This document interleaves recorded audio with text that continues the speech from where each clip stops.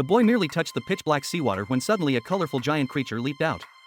It was a magical seahorse, an old friend of the boy. This time, it had come to help them rescue someone. The seahorse swam incredibly fast.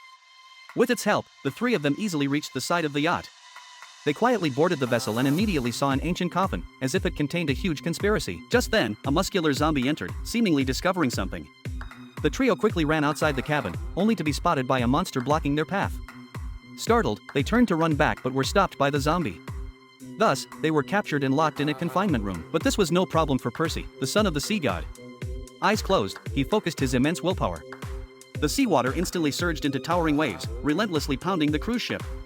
The blonde beauty took the opportunity to grab their dropped backpack. Percy then took the tape given by Moss and stuck it around the bars of the prison. Astonishingly, an opening was cut in the cell, allowing them all to escape. However, as soon as they reached the deck, they encountered the enemy. A fierce battle was inevitable. Fortunately, Percy was highly skilled and quickly knocked the enemies into the water. But more and more foes appeared, so Percy lured them to the top of the cabin to buy time for his teammates to steal a lifeboat. The enemies were momentarily helpless against Percy. At this point, the villain Luke also emerged. Through their conversation, Percy learned that his friend, the satyr, was not on the ship. Meanwhile, his teammates successfully stole the lifeboat. But as the boy was installing the engine, it slipped from his hands and fell into the sea. The enemy had already taken aim at him.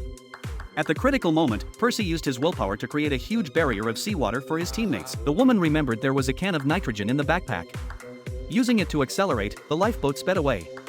Percy also took the chance to jump off the yacht, riding the seawater like a surfboard to make his escape. Unexpectedly, Luke followed. It turned out they were half-brothers with the same father and shared the same superpowers.